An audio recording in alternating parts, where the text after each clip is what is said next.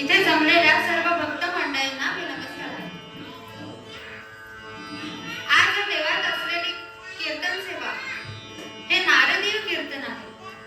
कीर्तनाचे आपल्या दोन प्रकार असतात, एक वारकरी कीर्तन, एक नारदीय कीर्तन. नारदीय कीर्तनामध्ये मी एकटी इथे सांगत असते आणि हे दोन साथीदार असतात. पण वारकरी कीर्तन काय ते तुम्हाला माहितीच आहे, तुम्ही बघितलेलं आहे.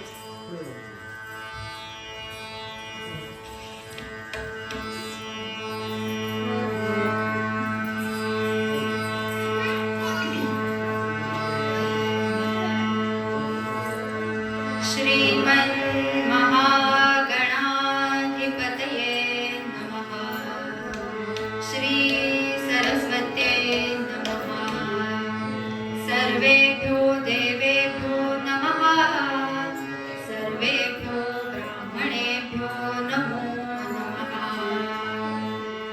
सर्जयाति सिन्दूरवदन देवो यत्पादपङ्कजस्मरणं वासरमणिम्रीवतमसा नाशयति विघ्नान्. यं ब्रह्मा वरुणेन्द्र रुद्रमरुतः सुरवन्ति दिव्यैः स्तवैः वेदैः साङ्गपदक्रमुपनिषदैः गायन्ति यं सामगाः. ध्यानावस्थिततर्कतेन मनसा पश्यन्ति यं योगिनो यस्यान्तं विदुःसुरासुरगणा देवाय गुरुर्ब्रह्मा गुरुर्विष्णु गुरुर्देवो महेश्वरा. गुरु साक्षात् परब्रह्म तस्मै श्री गुरवे नमः. मूकं करोति वाचालं पङ्गुं लङ्घयते गिरिं यत्कृपातमहं वन्दे परमानन्दमाधवम्. जयांच्या जनी जन्मनामार्थ झाला, जयांनी सदा वासनामात केला. जयांच्या मुखी सर्वदा नाम कीर्ती. नमस्कार त्या ब्रह्मचैतन्यमूर्ती. पुंडलीक वरदे हरिविठ्ठल श्री ज्ञानदेव तुकाराम. पंढरीनाथ महाराज की जय. राजाधिराज प्रभु रामचंद्र महाराज की जय. महारुद्र हनुमान की जय. सद्गुरु श्री ब्रह्मचैतन्य स्वामी महाराज की जय. जय जय रघुवीर समर्थ. मंगल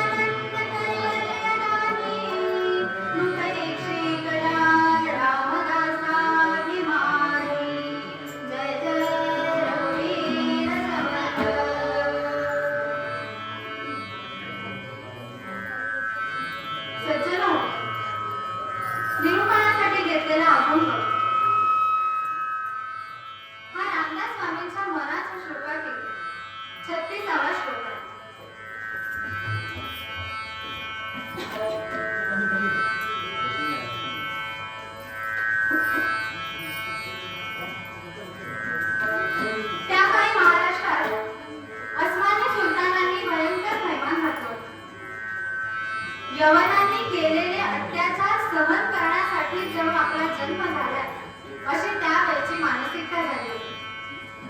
समाजाची परिस्थिती देखील अत्यंत दयनीय होती. याच समाजाच्या परिस्थितीचं वर्णन दुर्गाप्रसाद तिवारी यांनी आपल्या काव्यातून केले.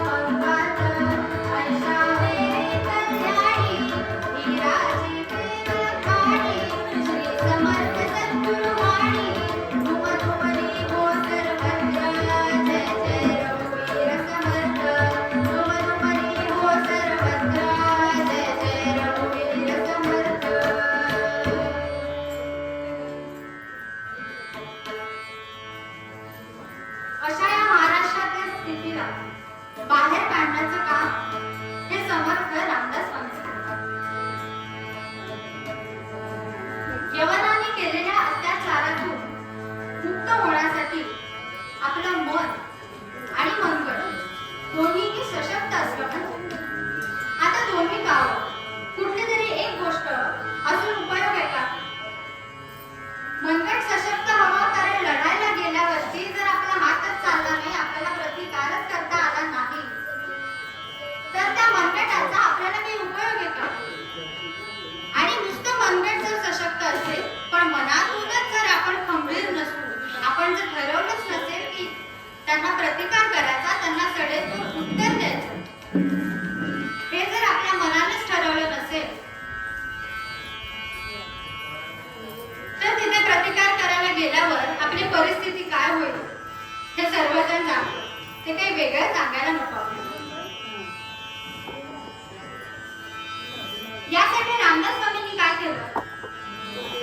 तरुणांचं संघटन केलं, त्यांना बलोपासनेचं महत्त्व सांगितलं. त्यासाठी त्यांनी 11 ठिकाणी मारुतीरायांची स्थापना केली. मारुतीरायांची स्थापना का? तर शक्तीची उपासना प्रत्येकाने करावी, या हेतूने त्यांनी मारुतीरायांची स्थापना केली. ते स्वतः 1200 सूर्य नमस्कार रोज घालत असत. तसंच ते इतरांनीही करावं आणि आपल्यावर होणारे अत्याचार थांबावे, यासाठी त्यांनी तरुणांना जसं बलोपासनेचं महत्त्व सांगितलं तसंच व्यायामाचं देखील महत्त्व सांगितलं. पिळदार शरीर यष्टी कमवायची असेल तर तुम्हाला व्यायाम करणं हे गरजेचं आहे, हे त्यांनी तरुणांना पटवून दिलं. 16व्या शतकातील हिंदवी स्वराज्य संस्थापक गो ब्राह्मण प्रतिपालक म्हणजे छत्रपती शिवाजी महाराजांचे राजकीय गुरु हे समर्थ रामदास स्वामी मारुतीरायांच्या रूपाने अवघ्या महाराष्ट्राला लागले. हिंदवी स्वराज्य स्थापन झाले. सज्जनगडी रामदास स्वामी राहिलाच होते. त्यांनी नुसतं हिंदवी स्वराज्य स्थापन करायला मदत केली का? तर नाही. त्यांनी अजून अशी कित्येक कार्य केली जी या स्वराज्यासाठी गरजेची होती, ज्या इथल्या प्रत्येक माणसासाठी गरजेची होती. त्यांनी त्यांच्या शिष्यांना एकत्र केले, ज्यांना मनाचे श्लोक, दासबोध हे सगळं शिकण्याची इच्छा आहे, काहीतरी करण्याची इच्छा आहे, अशा सगळ्या तरुणांना त्यांनी एकत्र केलं. त्यांना शिष्य वर्ग म्हणून आपल्यासोबत ठेवलं. एवढंच नाही तर मिरजला त्यांनी त्यांची वेण्णा स्वामी म्हणून शिष्य होते. मिरजला त्यांनी तिला मठपती केलं. का? तर ती तिथल्या राज्यकारभार, तिथल्या ज्या काही समस्या आहेत त्या ती पूर्णपणे तिच्या विचाराने सोडवू शकते आणि याचा इतर असणाऱ्या लोकांना, तिथे राहणाऱ्या सर्वांनाच उपयोग होतो. तसंच त्यांनी तिला कीर्तन करायला देखील परवानगी दिली. स्वतः त्यांनी बरंच काय ते शिकवलं तिला. यातूनच ती खंबीरपणे उभी राहिली, कारण की ती बाल विधवा होती. पण समर्थांनी काय केलं? तू विधवा आहेस म्हणून मी तुला जवळ करणार नाही, मी तुला शिकवणार नाही, असं ते नाही म्हणाले. ती विधवा असली तरी तिला तिच्या पायावर खंबीरपणे उभं केलं, समाजात तिला मान सन्मान मिळवून दिला. अशी बरीच कार्य रामदास स्वामींनी केली. आता इथे सांगत बसले तर सकाळच होईल, हनुमानाचा जन्मच येईल. समर्थांनी सज्जनगडी आपला देह ठेवला खरं, पण ग्रंथ रूपाने ते अजूनही आपल्यामध्येच आहे. आता हा ग्रंथ रूपाने म्हणजे हा ग्रंथ कोणता? तर दासबोध. समर्थांनी लिहिलेला ग्रंथ म्हणजे दासबोध. या ग्रंथात समर्थांनी काय सांगितलं? आत्माराम दासबोध माझे स्वरूप स्वतः सिद्ध, असता न करावा भेद, नका करू खटपट, पहा माझा ग्रंथ नीट, तेने सायोज्यात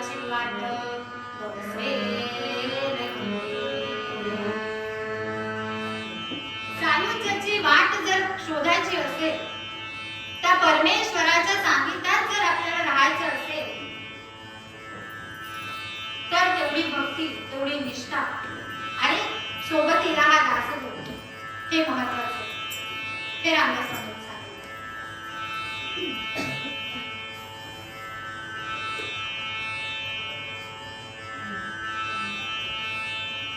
रामदास स्वामी जरी कायम आपल्यामधून गेले असले तरी देखील त्यांनी 200 समासांचा 20 दशकी ग्रंथ म्हणजे दासोह या रूपाने ते अजूनही आपल्यामध्येच आहे.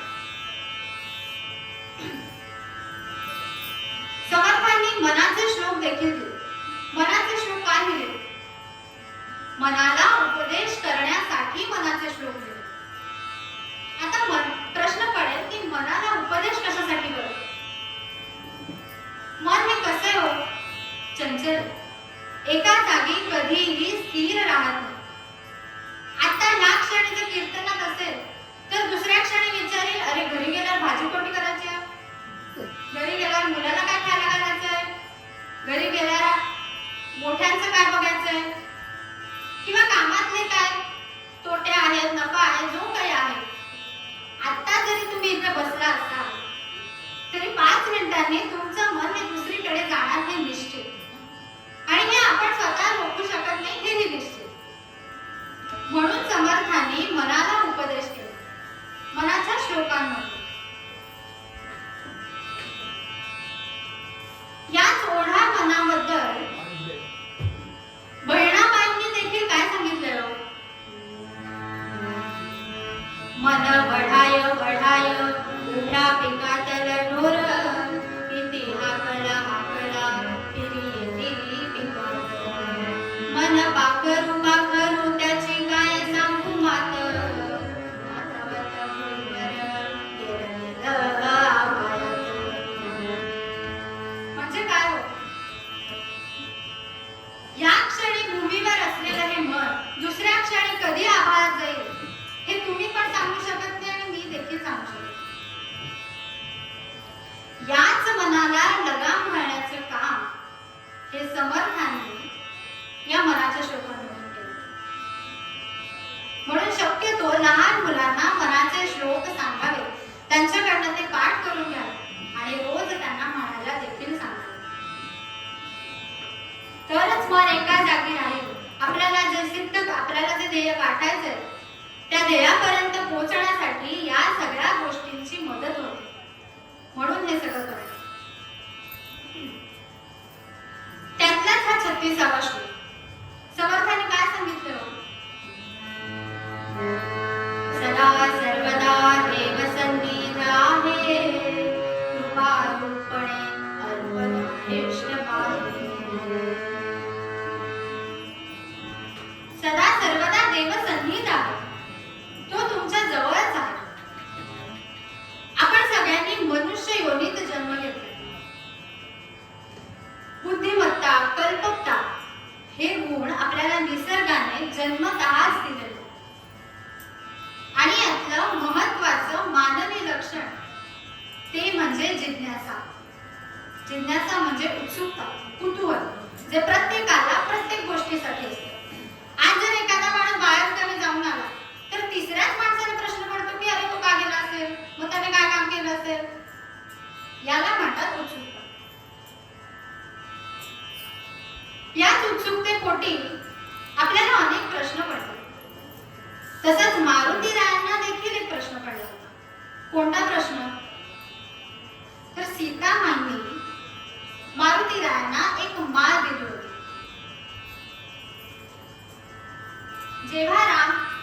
जेव्हा रामराज्य आलं, राम अयोध्येत परत आला, तेव्हा त्याने प्रत्येकाला काही ना काहीतरी गोष्टी या भेट म्हणून दिल्याच होत्या. पण मारुतीरायांना मात्र काही दिलं नव्हतं. म्हणून सीतामाईने तिच्याकडची एक माळ घेऊन ती मारुतीरायांना दिली. पण मारुतीरायांना उत्सुकता कसली होती? त्या माळेमध्ये त्यातल्या प्रत्येक मणामध्ये राम आहे का हा शोधायचा त्यांनी प्रयत्न केला. म्हणून त्यांनी काय केलं? याच जिज्ञासेपोटी, याच उत्सुकतेपोटी त्यांनी त्या माळेतील प्रत्येक मणी फोडून बघितलं. बरं, ती माळ कोणी दिली होती? सीतामाईने दिली होती. मग ती माळ फोडलं. मग ती माळ फोडायचा अधिकार कोणी दिलेला यांना? कुणीच नाही. पण आमची जिज्ञासा जिज्ञासा काय होती की त्याच्यामध्ये राम आहे का, देव आहे का? जर तुम्ही ती गोष्ट आम्हाला देताय तर त्याच्यामध्ये देव आहे का, ही जिज्ञासा तर मारुतीरायांना होती. म्हणून मारुतीरायांनी ती प्रत्येक माळ्यातला मणी हा फोडला आणि त्याच्यामध्ये कुठल्या तरी एका मणामध्ये राम दिसतो का हे शोधण्याचा त्यांनी प्रयत्न केला. यालाच म्हणतात जिज्ञासा. या जिज्ञासेपोटी अनेक प्रश्न पडतात.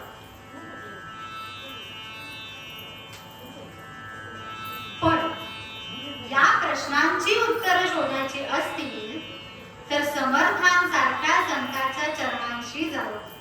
तिथे गेलं की शंका निरसन हे निश्चितच होणार. संतांना आपण माऊली म्हणतो का म्हणतो? आपण ज्ञानेश्वर माऊली म्हणतो का म्हणतो? आई जशी एखाद्या बाळाचं शंका निरसन करते, त्याचा हट्ट पुरवते, तसंच हे संत देखील आपल्याला ज्या शंका आहेत, आपल्याला जे आपले हट्ट पुरवतात, आपलं शंका निरसन करतात. म्हणून संतांना शरण जावं.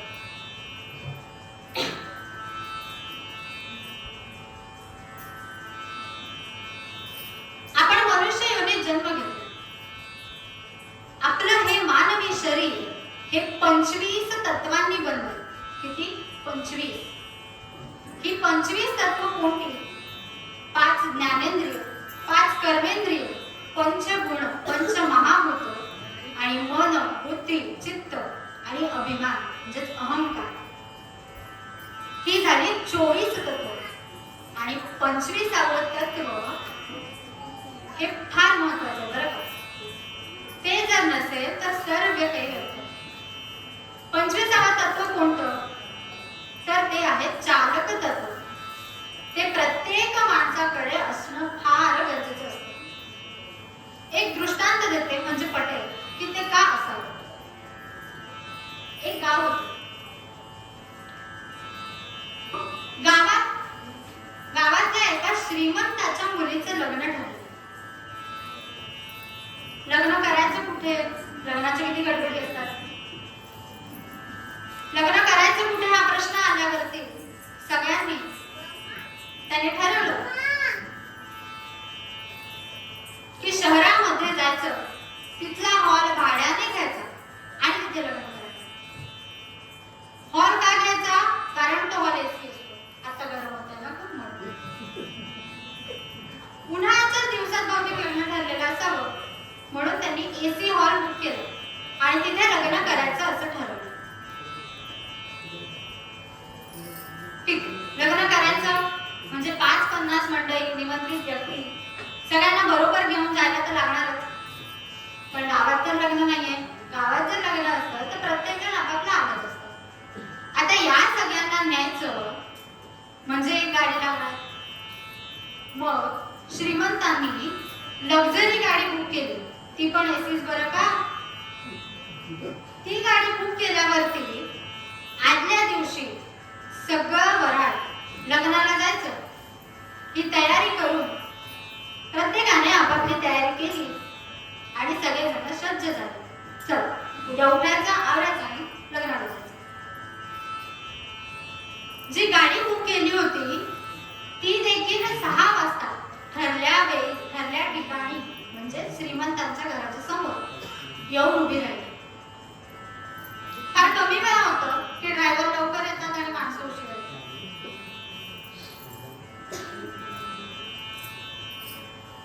गाडी आली आहे, सगळेजण तयार झाले. गाडी उभी आहे दारात. श्रीमंतांनी जे प्रतिष्ठित निमंत्रित व्यक्ती जे बोलवले होते ते सगळेजण पटापटा वरती चढले. आपल्याला जशी सीट हवी तशी त्यांनी पकडली आणि ते बसले. कोणाला खिडकीच हवी, कोणाला मागेच हवं, कोणाला त्रास होतो म्हणून पुढेच हवं. ज्याला जसं हवं तशी त्यांनी सीट पकडली. निमंत्रित व्यक्ती बसल्या म्हटल्यावरती नंतर श्रीमंतीबाईंच्या मैत्रिणी आपला साज शृंगार, महागड्या साड्या ते सांभाळणं फार मुश्किल. ते सगळं आवरत सावरत गाडीत चढले.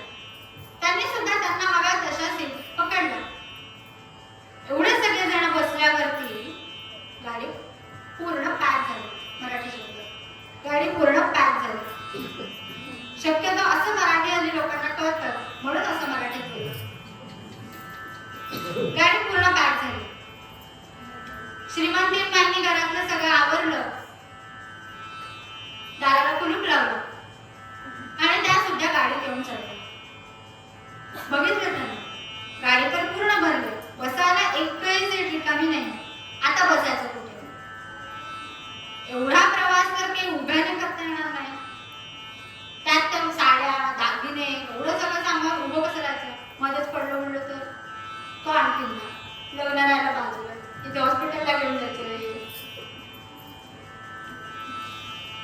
म्हणून त्यांनी बघितलं, त्यांना काही सीट रिकामी दिसत. मग त्यांनी काय केलं? केबिन मध्ये डोकावलं. त्यांना कुठली सीट रिकामी दिसली? ड्रायव्हरची. त्या जाऊन त्या ड्रायव्हरच्या सीटवर जाऊन बसल्या, एकदम निवांत बसले. त्यांना माहिती देखील नाही की आता इथे ड्रायव्हरला बसायचं, तो गाडी चालवणार आहे आणि तो आपल्याला नाही. त्या जाऊन त्या ड्रायव्हरच्या सीटवर बसले. बराच वेळ झाला, गाडी हलत नाही. लग्नाला वेळेत पोहोचायचंय, गाडी जर सुटली नाही तर पोहोचणार कसं? म्हणून आरडाओरडा सुरू झाला. आरडाओरडा झाल्यावर कळलं की जो गाडी चालवणारा ड्रायव्हर आहे तो खाली उभा आहे आणि त्याच्या जागेवरती श्रीमंतीबाई जाऊन बसले. आता श्रीमंतीबाईंनी गाडी चालवली तर काय होईल ते काही मी वेगळं सांगितलं. त्यामुळे तो ड्रायव्हर तिथे येऊन बसणं हे फार महत्वाचं. याला म्हणतात चालक तत्व. ज्याची त्याची जागा ज्याने त्याने घेतलेलीच बरी असते. ड्रायव्हर आल्याशिवाय काय गाडी पुढे जात नाही हे तर कळलं. कसं कसं त्यांनी श्रीमंतीबाईंना बनवलं, सांगितलं की मागे येऊन बसला, आम्ही सीट रिकामी करून दिली. मग ड्रायव्हर बसला आणि सगळं गाडी घेतली. यासाठी गरजेचं असतं ते चालक तत्व आणि हेच ते 25वे तत्व फार महत्वाचं असतं. याच तत्वाबद्दल तुकोबारायांनी काय म्हटलं? तुकोबाराय म्हणतात,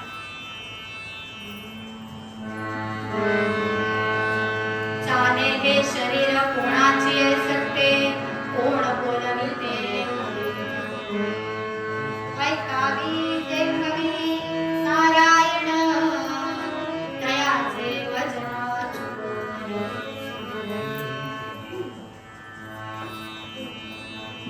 आता प्रश्न पडेल की हे चालक तत्व किंवा ही परमेश्वराची जी शक्ती आहे ती कोणती? बरं ती तर दिसत तर नाही, मग कोणती? असाच प्रश्न मनाला पडेल. मनाने हाच प्रश्न जाऊन समर्थांना विचारला. ठीक आहे, समर्थांना प्रश्न करू. समर्थ म्हणाले ते तुम्ही तुला उत्तर. समर्थांनी उत्तर द्यायला सुरुवात केली. त्यांनी सांगितलं, गणाधीश जो ईश सर्व गुणांचा, मुळारंभ आरंभ तो निर्गुणाचा. नमो शारदा मूळ चत्वार वाचा, नमो पंथ आनंद भावाचा. असं सांगताना समर्थांनी उत्तर द्यायला सुरुवात केली. समर्थ ज्या ज्या गोष्टी सांगत होते ती प्रत्येक गोष्ट मनाला पटत होती. मनाने समर्थांना सांगितलं देखील की तुम्ही हे जे काही मला सांगितलं ते मला पटलं. पण तो परमेश्वर आहे तरी कुठे? बरं तो आहे तर मग तो दिसत का नाही? असे बरेच प्रश्न मनाला पडले. मनाने ते समर्थांना विचारले. तेव्हा समर्थ काय म्हणाले? सदा सर्वदा देव सन्निध आहे, कृपारूपणे सर्वदा इष्टपासे. सदा सर्वदा देव सन्निध आहे. कुठेही बघा तो तुमच्या आमच्या माझ्या सर्वांचाच आहे. असाच प्रश्न हिरण्यकश्यपूलाही पडला होता. का पडला होता? तर तो प्रल्हादाचा अनान्वित छळ करत होता. बरं, एवढा छळ तो करतोय तरी प्रल्हाद मात्र नारायण नारायण नारायण नारायण सारखं तेवढंच तेवढंच तेवढंच म्हणतो. बाकी काही सुद्धा म्हणत नाही, फक्त नारायणाचं नाव घेतो. म्हणून हिरण्यकश्यपू राजा फार संतापला.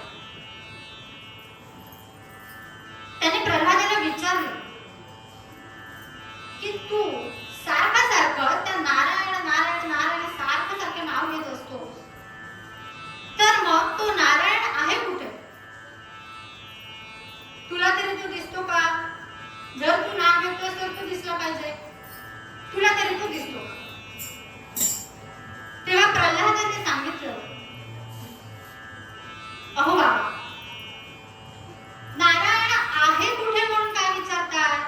तो कुठे नाहीये ते विचारा. हे उत्तर ऐकल्यावर हिरण्यकश्यपूला आणखीन राग आला. त्या संतापाने त्याने जवळच असलेल्या एका खांबाकडे बोट दाखवलं आणि विचारलं प्रल्हादाला, ठीक आहे, तू म्हणतोस ना, तर मग या खांबामध्ये तुझा नारायण आहे का? हे त्या हिरण्यकश्यपूने प्रल्हादाला विचारलं. प्रल्हादाने अगदी शांतपणे उत्तर दिले, हो आहे, का नसेल? असं उत्तर दिल्यावरती तो राजा आणखीन संतापला. मग त्याने काय केलं? त्या संतापाने त्याने त्या खांबावरती जाऊन प्रहार केला. तो प्रहार केल्यावरती पुढे काय झालं हे आपल्या सर्वांना माहिती. प्रल्हाद, त्याच्यानंतर तो प्रल्हाद कसा वाचला, हिरण्यकश्यपूला देव आहे हे कसं पटलं, ही गोष्ट आपल्या सगळ्यांना म्हणून समर्थ सांगतात, सदा सर्वदा देव सन्निध आहे, कृपारूपणे आहे. तो परमात्मा आपल्यातच आहे. तो असावा किंवा तो असेल असे प्रश्न आपल्याला पडताच कामा नये. कारण तो आपल्या इतका जवळ आहे की त्याला तुम्ही, आम्ही किंवा कोणी मूर्तीशिवाय, देवळात गेल्याशिवाय पाहू शकत नाही. पण तो तुमच्यामध्ये आहे. तो दिसत का नाही? साधं एखादं पुस्तक 25 फूट अंतरावर ठेवलं आणि तुम्हाला सांगितलं, इथे उभे आहात, 25 फूट अंतरावर ते पुस्तक आहे आणि सांगितलं वाचून दाखवा त्याच्यात काय आहे, वाचता येईल नाही.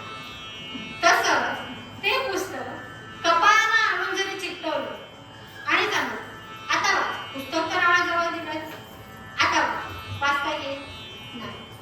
का? तर ते खूप जवळ. तसा तो परमेश्वर देखील आपल्या इतका जवळ आहे जितका आपला देह सुद्धा आपल्या जवळ नाहीच. त्यामुळे तो आहे यावरती आपला ठाम विश्वास असला पाहिजे.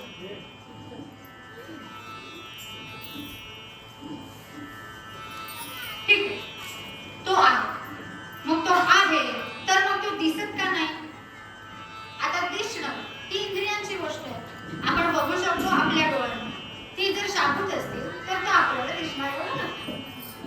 पण परमात्मा आपल्याला दिसत नाही कारण तो आपल्यामध्येच आहे. तुमच्या माझ्या इथे असलेल्या प्रत्येकाच्या हृदयात परमात्मा आहे.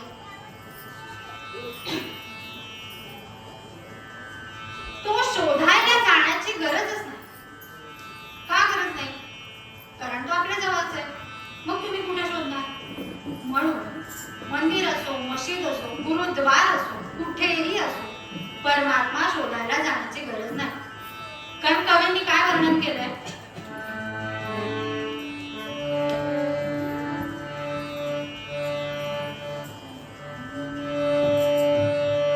देवा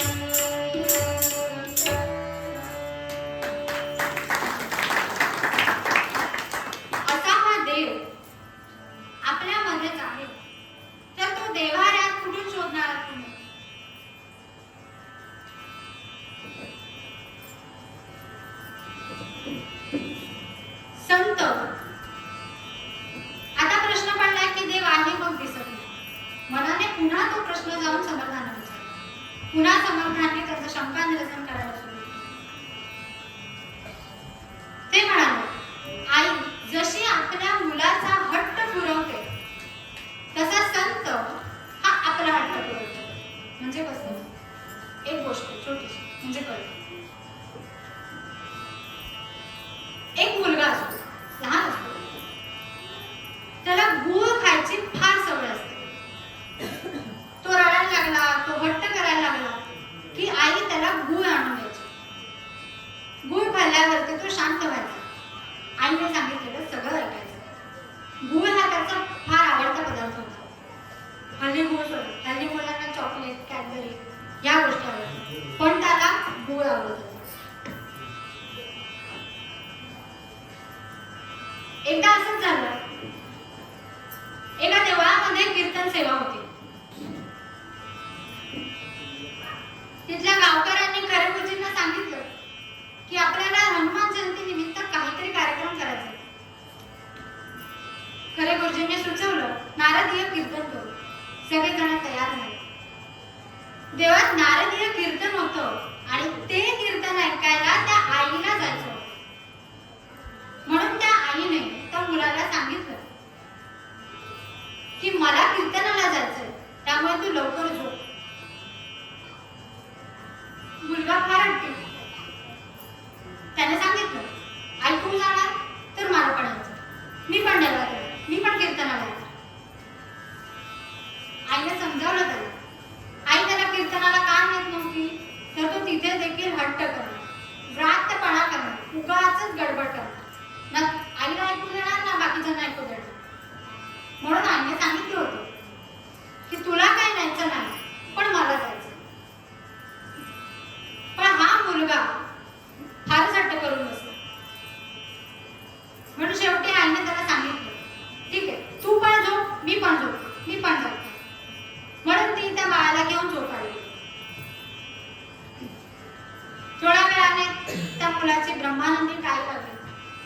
एकदम गाढ झोपे गेला. तो झोपे गेलाय हे बघितल्यावर आई पटकन उठली. आवरलं. जायचं कुठं होतं? कीर्तनाला. जाता जाता ती बाबांना सांगून गेली की तिचा मुलगा बाळू आतमध्ये झोपलाय. तो उठला तर फक्त लक्ष द्या. देवळात कीर्तन आहे, मी कीर्तनाला जाऊन 1-2 तासात परत येते. बाबा पण म्हणाले, ठीक आहे, जा. झालं. आई देवळात आली. कीर्तनाला सुरुवात झाली. जेमतेम पूर्वरंग संपत येतोय तोपर्यंत तिकडे घरी असलेला हा बाळू उठला. कीर्तनात पूर्वरंग आणि उत्तर रंग असं दोन्ही गोष्टी असतात. पूर्वरंग संपत आला की कीर्तनाची प्रथा म्हणून गायन सेवा केली जाते आणि मग उत्तर रंग सुरू होतो. इथे तर पूर्वरंगात संपत आला आणि तो बाळू उठला. बरं उठला तर उठला, उठल्या उठल्या भोकाळ म्हणून रडायला लागला. का रडायला लागला? आई नाही बाजूला, म्हणून रडायला. आई कुठे दिसेना. तो रडतोय हा आवाज ऐकल्यावरती बाबा आतमध्ये गेले. त्याने त्याला झोपवायचा प्रयत्न केला, नाही तरी शांत नाही, झोपतच नाही. मग त्याने त्याला उचलून घेतलं, त्याने त्याला फिरवलं, अख्ख्या घरभर फेऱ्या घातल्या, तरी देखील तो शांत होईना. आधी जेवढा रडत होता त्याच्यापेक्षा दुप्पट रडायला लागला. बाबा म्हणाले, अरे बाबा शांत हो, आजूबाजूचे मंडळी काय झालं घरात म्हणून आवडत होते, कुणी मारलं गेलं का काय तुला विचारते, पण नाही, ऐकायलाच तयार नाही. ठीक आहे, आता हा ऐकत नाही म्हटल्यावर आई काय करते ते त्याने आठवलं. आई त्याला गुळाचा खडा देते. बाबांनी त्याला एका ठिकाणी बसवलं आणि म्हणाले, थांब, मी तुला गुळाचा खडा आणून देतो. बाळू बसला. बाबा किचन मध्ये गेले, मराठी बाबा स्वयंपाकघरात गेले, गुळाचा एक खडा वाटीतनं घेऊन आले आणि त्या बाळू समोर ठेवला. म्हणाले, हा गुळाचा खडा घे, खा आणि झोप, पण झोप. तेव्हा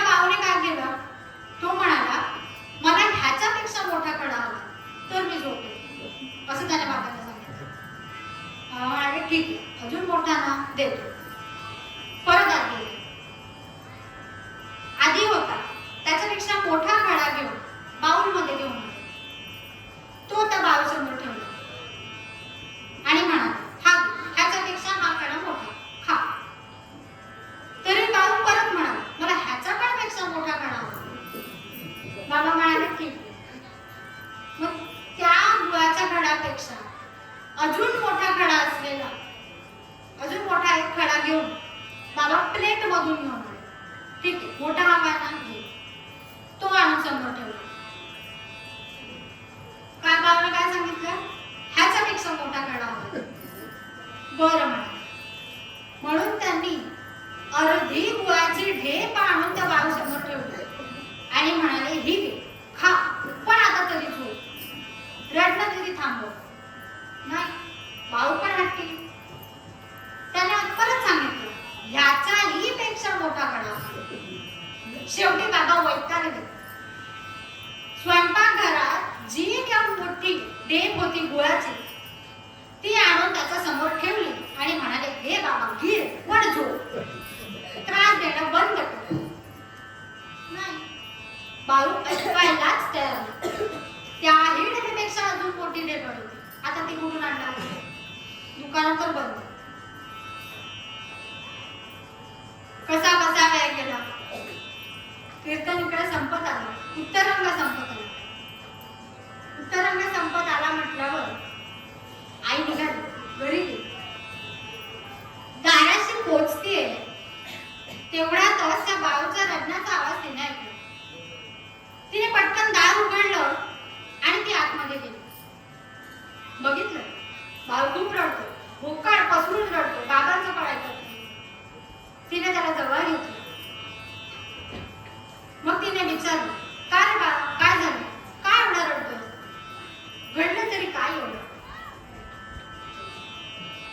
बाळू आपला रडतच राहिला, बोलायलाच तयार नाही. तिने बाबांना विचारलं, काय झालं? हा जर उठला, हा जर रडतोय तर त्याला गुळाचा खडा आणून द्यायचा नाही का? झाला असता तो शांत, झोपला असता. बाबा म्हणाले, बर, चल आता माझ्या बरोबर. ते आईला आत घेऊन गेले आणि तिथे घडलेला सगळा प्रकार, ते बाऊल, प्लेट, ते गुळाचे ढेप सगळं दाखवलं. ते म्हणाले, बघ, हे तुझं पोरगं, एवढी ढेप मी त्याला आणून दिली तरी देखील तू म्हणतो मला ह्याच्यापेक्षा मोठी हवी. आता ती मी कुठून आणून देऊ? आई म्हणाले, ठीक आहे, थांब, मी बघते. आईने बाळूला हात मारला. आई म्हणाली, चला, मी तुला गुळ देते. ठीक आहे, आता आई गुळ देते म्हटल्यावर बाळू आल्यावर आत गेला.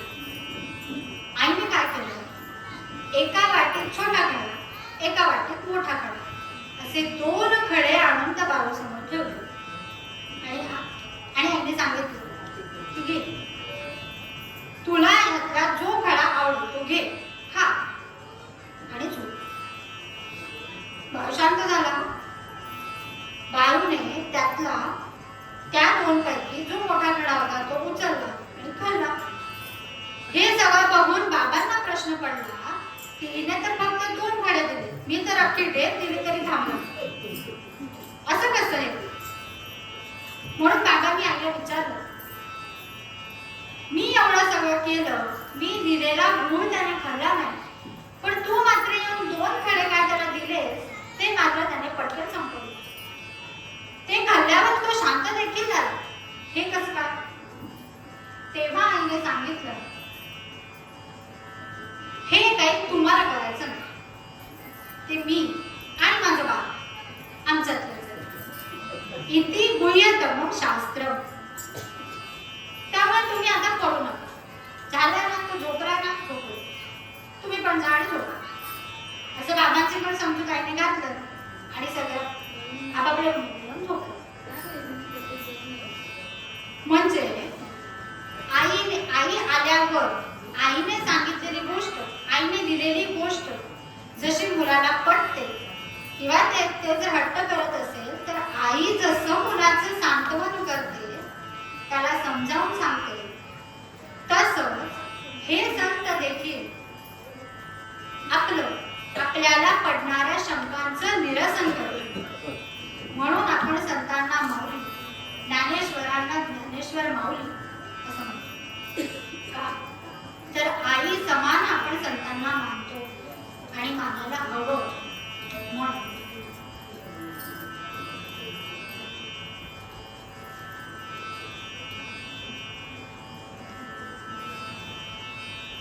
पुन्हा समर्थ सुद्धा एक सांगतो. ते जेव्हा जेव्हा मनाने त्यांना प्रश्न विचारला, त्यांनी शंका निरसन करण्याचा प्रयत्न केला. त्याच्यातच समर्थांनी पुढे सांगितलं,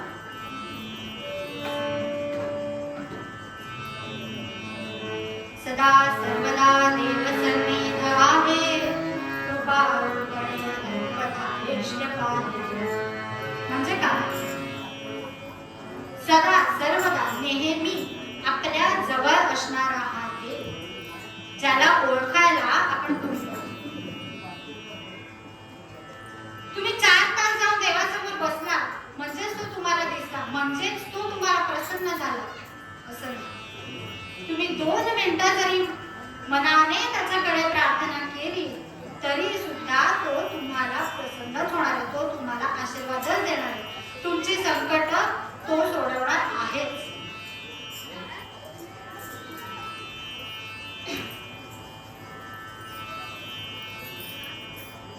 एखादं लहान मूल जेव्हा पहिल्यांदा चालायचा प्रयत्न करतो तेव्हा ते हळूहळू एक एक पाऊल टाकायचा प्रयत्न करतो. तेव्हा आई काय करते?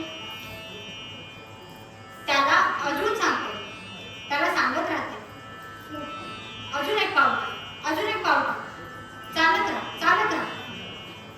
ते बाळ आईचं ऐकतं, एक एक पाऊल पुढे टाकतं. तसंच पण ते बाळ पडू नये म्हणून आई देखील काय करते? त्याच्या भोवती तिचं रिंगण घालते. का? तर ते पडू नये, त्याला लागू नये यासाठी. तसंच आपल्याला जे हवंय, आपल्याला जे साध्य करायचंय, यासाठी आपण सुद्धा थोडे ना थोडे कष्ट घेतलेच पाहिजे. तुम्ही गेला तेव्हा समोर जाऊन उभे राहिले, तेव्हा मला जे हवं, मला पैठणी हवी, मला साडी हवी, मला हे हवं, मला ते हवं, जे काही हवं, हे जर तुम्ही फक्त जाऊन देवाला सांगितलं, ठीक आहे आज मला हे हवं, पण त्यासाठी तुम्ही कमावलं नाही, तुम्ही पैसे गोळा केले नाही, तुम्ही पैसे कमावले नाही, तर तुम्ही घेणार आहात का? तो देव थोडेच कमी येऊन तुम्हाला देणार आहे? नाही. जेव्हा तुम्ही थोडेसे प्रयत्न कराल तेव्हा त्यातून पुढे चांगलं घडवण्यासाठी हा देव प्रयत्न करतो. आपल्याला जे हवं ते साध्य करून देण्यासाठी हा देव प्रयत्न करतो. यालाच म्हणतात धारिष्ट्य. हळूहळू का होईना पण आपण देखील प्रयत्न केले पाहिजे. पूर्णपणे त्याच्यावर अवलंबून राहिलं नाही पाहिजे. जेव्हा आपण प्रयत्न करू तेव्हा तो आपल्यावरती प्रसन्न होऊन आपल्याला पाठिंबा देणार, आपल्याला सुख देणार. म्हणून पुढे समर्थांनी सांगितलं, सदा सर्वदा देव सन्निध आहे, कृपारूपणे सर्वदा पाहे. सुखानंद आनंद कैवल्यदानी, उपेक्षितला रामदासा विमानी. कसा आहे तो परमात्मा? कसा आहे तो परमेश्वर? सुखानंद, आनंद हे दोन्ही ज्याच्यात भरलेलं आहे असा हा परमेश्वर. तसं तो कैवल्याचा दाता देखील आहे.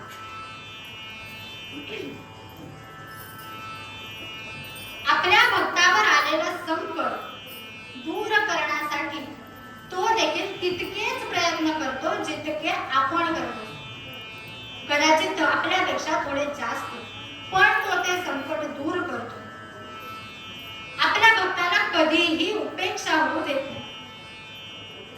देवाला जसा आपल्या भक्ताचा अभिमान असतो, आपल्या भक्ताबद्दल श्रद्धा असते, तसं देवाला देखील भक्ताबद्दल तेवढीच श्रद्धा, तेवढाच अभिमान असतो. जेवढा तुम्ही त्याला द्याल त्याच्यापेक्षा दुप्पट तो आपल्याला देणार आहे, ह्यावर मात्र आपला विश्वास असला पाहिजे. तरच त्या परमात्म्याचा खरा अर्थ आपल्याला कळला असं म्हणता येईल.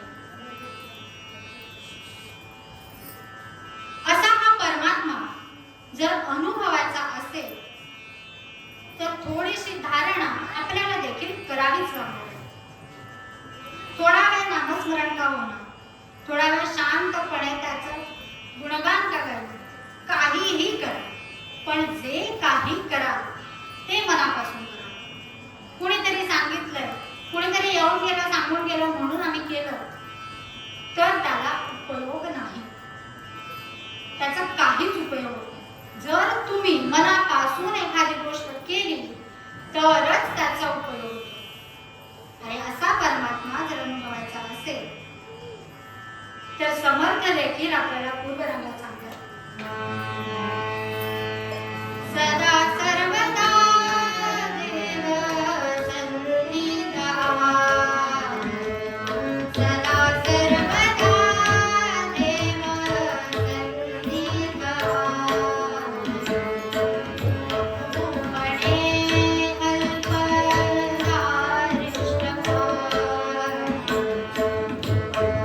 म्हणे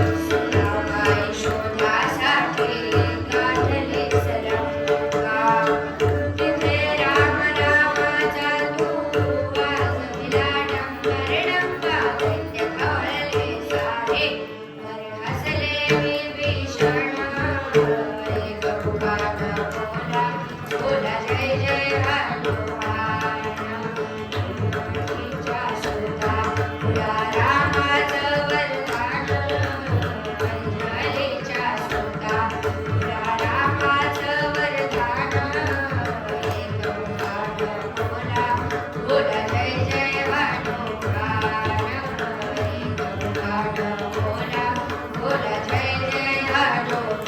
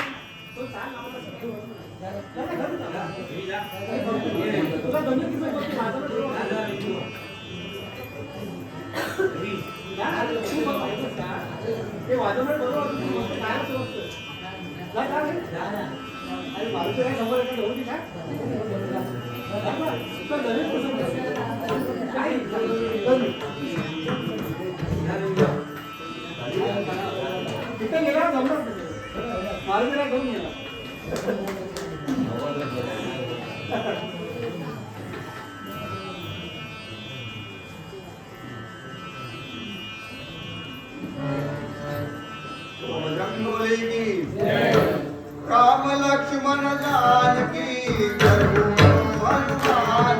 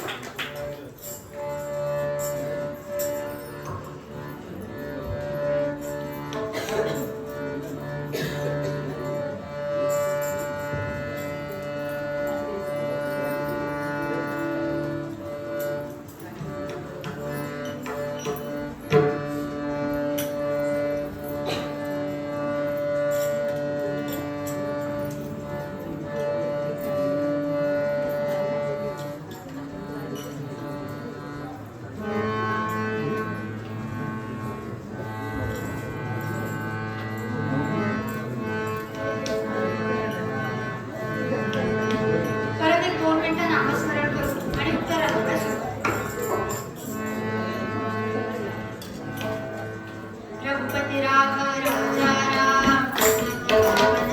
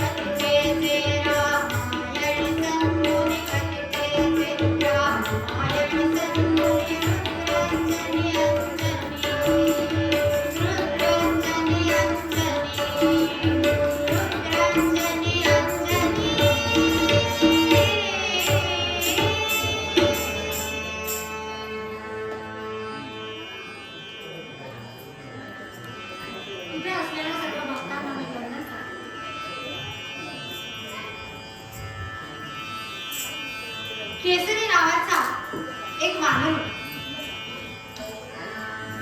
हा वानर कोणी सामान्य नव्हता बरं. किष्किंधा नगरीचा राजाचा सेना नायक हा केसरी होता. किष्किंधा नगरीचा राजा वाली आणि त्याचा हा सेना नायक अतिशय विश्वासू, शूर आणि साहसी होता. अंजनी नावाची त्याची एक भार्या होती, पत्नी होती. अनेक वर्ष सुखाने ते संसार करत होते. अनेक वर्ष होऊनही संसार वेलीवरती फूल नाही, पुत्र प्राप्ती नाही. निपुत्रिकाचं जीवन हे अतिशय दुःखदायक असतं. या व्यथेने व्याकुळ झालेल्या या अंजनी मातेने पतीच्या आज्ञेवरून भगवान शिवांची आराधना करायला सुरुवात केली. वृषमुख पर्वतावर तिने भगवान शिवांची आराधना करायला सुरुवात केली. तिची आराधना पाहून भगवान शिव प्रसन्न झाले आणि तिथे प्रकट देखील झाले. साक्षात भगवान शिव समोर असताना देखील अंजनी माता ध्यानस्थ अवस्थेत त्यांचेच गुणगान गात होते.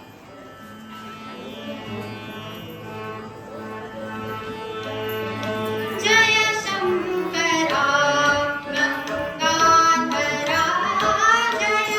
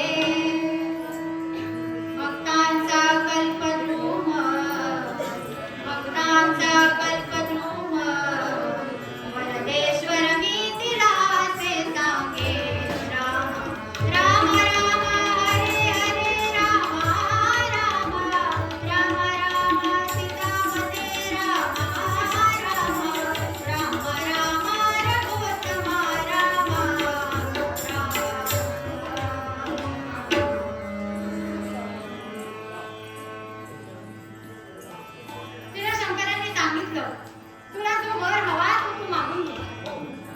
अंजनी मातेने देखील तिला जे हवं ते शंकरांना सांगितलं.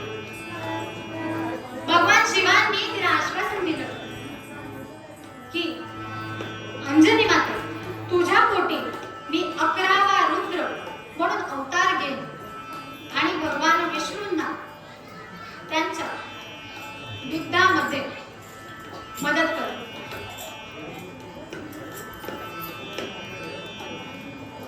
भगवान विष्णूंनी कौसल्या मातेच्या पोटी रामाचा अवतार घेतला आणि रावणाचा वध त्यांना करायचा होता. पण इकडे पृथ्वीवरती पुलस्त्य ऋषींचा पुत्र उत्तम वेदाध्ययन आणि स्वतःच्या भक्तीने साक्षात भगवान शिवांनाही प्रसन्न करून घेणारा असा हा लंकाधीश रावण खूप उन्मत्त झाला होता. धरतीवर हाहाकार माजला होता. यज्ञ याग सगळं बंद पडलं. देव ब्राह्मण भयभीत झाले होते. धरणी माता त्राहीमाम झाली होती. या सगळ्याला कंटाळून धरणी मातेने काय केलं, तिने गायीचं रूप घेतलं आणि ती भगवान महाविष्णूंना शरण गेली. तिने महाविष्णूंची प्रार्थना केली.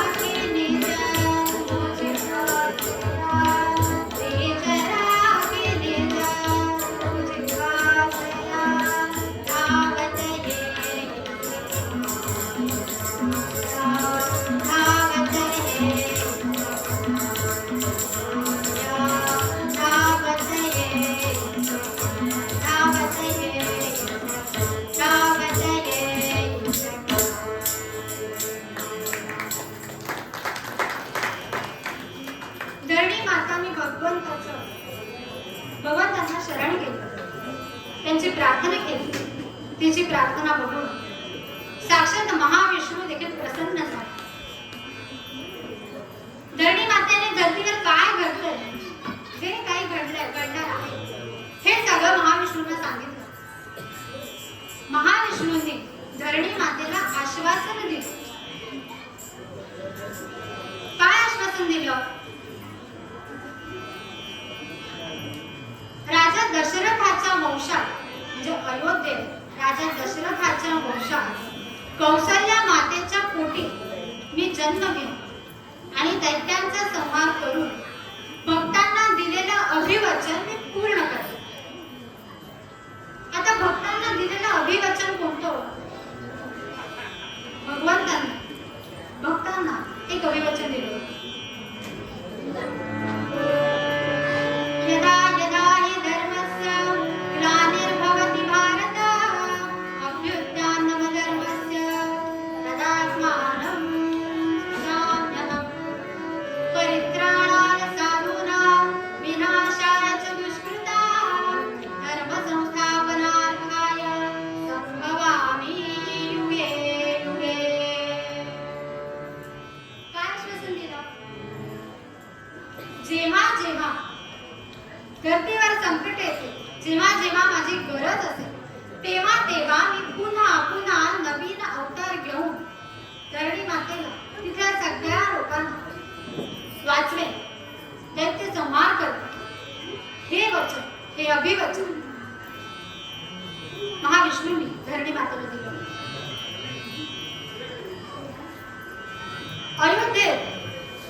अयोध्येचा राजा अजराजा, त्याचा पुत्र हा दशरथ अतिशय न्यायप्रिय राजा होता.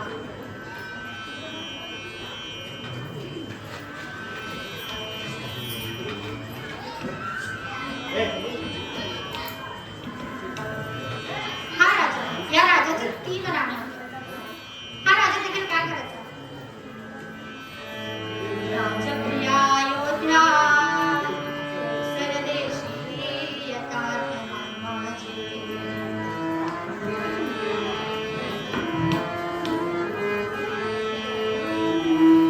राजप्रिया अयोध्या सरदेशी यथार्थ नामाची. येथे अजसुत दशरथ, येथे अजसुत दशरथ पाहे जो त्यास यामता माझी. राम राम राम हरे हरे राम राम राम राम हरे राम राम राम राम रघुतम राम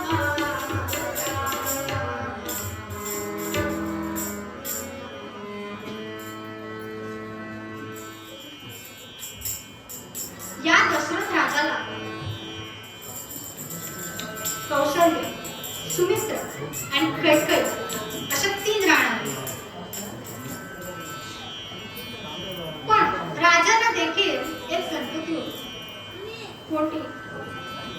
त्या राजाला देखील पुत्र नव्हता. आपला वंश नाही, पुढे राज्यकारभार सांभाळायला कोणी नाही, या चिंतेत राजा होता.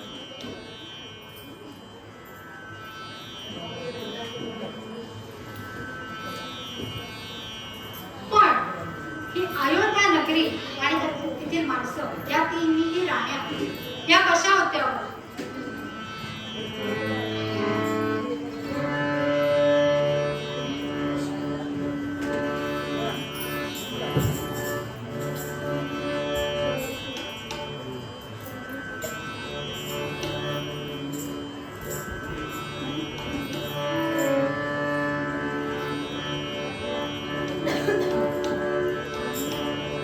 शरणोतीरा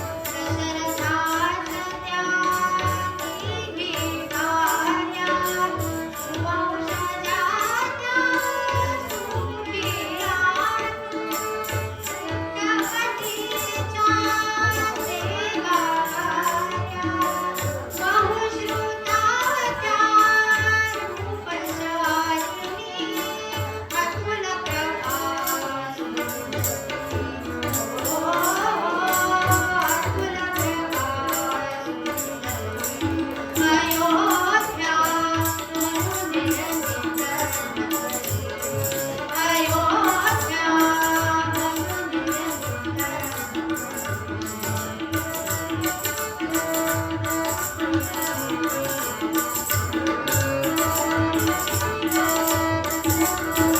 त्या राजाला शल्य काय शल्य होतं?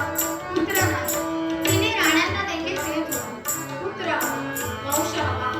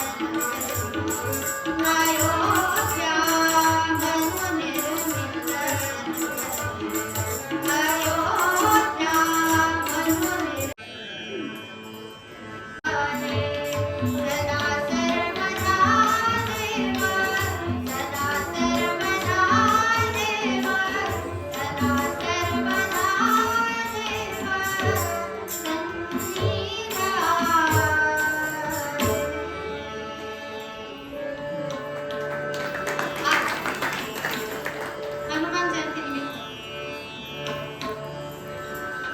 या मंडळानं मला कीर्तन सेवा करण्याची संधी इथे उपलब्ध करून दिली. यासाठी मी सर्वांचे मनापासून आभार मानते. मला साथ सांगण्यात केली तेथे राहते भरत काका दापोलीचे आहे, ते देखील उत्तम कीर्तनकार आहेत. त्यांनी सुद्धा अतिशय छान साथ केली. आणि तबल्यासाठी साठी होते माधव पेठे,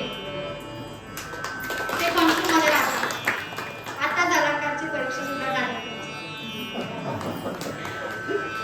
अजून पुढे बरंच काय करायचं. त्यांनी देखील उत्तम साथ केली. आणि शेवटी तुम्ही श्लोकावर तुम्ही नसाल तर आम्ही इथे उभे राहून का करू. त्याने तुमच्या सर्वांचे मनापासून आभार मानते. आणि संतांनी जे मागणं मागितलं ते देखील आपण मागू. सर्वांनी आरतीसाठी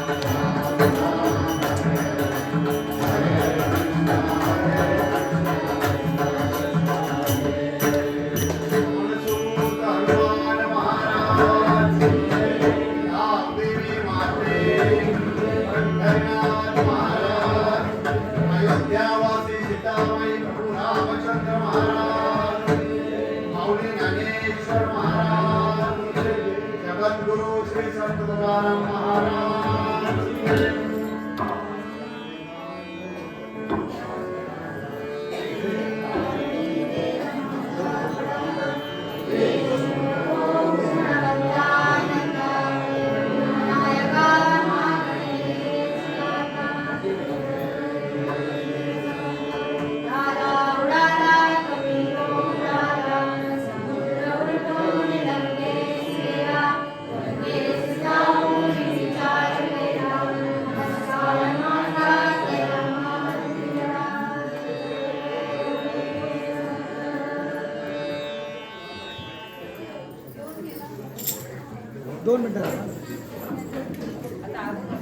गौरीताईसाठी आपण टाळ्यांच्या गजरात त्यांचं स्वागत करूया. त्यांच्या म्हणण्याप्रमाणे त्यांनी पूर्वाचा अतिशय उत्तम केला. फक्त सूर्य उगवायचा ठेवला. अतिशय सुमंगल वाणीने आम्हाला सकाळ झाली असा अविभाज्य झाला. आम्हाला पुन्हा एकदा तुमचं स्वागत. आणि या माऊलीसाठी तयार होण्यासाठी ज्यांनी बाल उपासना जे असते त्याच्यामध्ये आमच्या ताई खैरताई आणि शशिकांत गुरुजी सर यांच्या आपण बाल उपासना कशा असतात तर ते या बंधूपासून आणि आपले दोन्ही अपत्य अतिशय सुंदर पद्धतीने आपण बाल उपासनामध्ये आपण त्यांना उतरवलं. परिपक्व ही मुलं तुमची होते. तुम्ही आम्हाला आशीर्वाद देता. पण आज आम्ही पूर्ण बडोळे ग्रामीण संघटना तुमच्या या यशस्वी योजनेसाठी आम्ही तुम्हाला धन्यवाद देतो आणि त्यांचा सत्कार करणं आमचं क्रम प्राप्त आहे. आमच्या बडोळे ग्रामीण विकास संघटनेच्या ग्रामीण अध्यक्षा अन्नपूर्णा बंदरकर या मी त्यांना विनंती करतोय की आपण या दोन्ही शाखेचे ग्रामीण मुंबई मी विनंती करतोय हे आपल्या गौरीताईंना आपण त्यांना शाल आणि पुष्पगुच्छ आणि नारळ देऊन त्यांना शुभेच्छा द्यायचे. आपण टाळ्यांच्या गजरात त्यांचं स्वागत करायचं. इकडे बघा इकडं.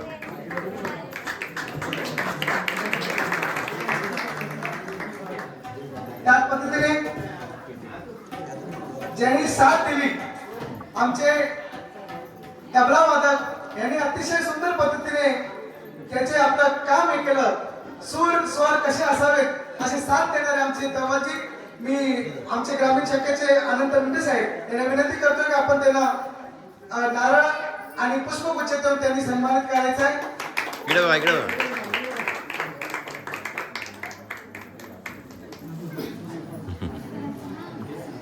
त्याच पद्धतीने स्वर आणि काळीचार तबला आणि दोघांची साथ त्यांना लागली आणि ते स्वतः कीर्तन करायत आणि आपलं त्यांना कशी साथ द्यावी असा आणि मोठा माणूस कसा होत जावा असा एक परिपक्व माणूस आज तुम्हाला लाभला. धन्य ताई तुम्ही.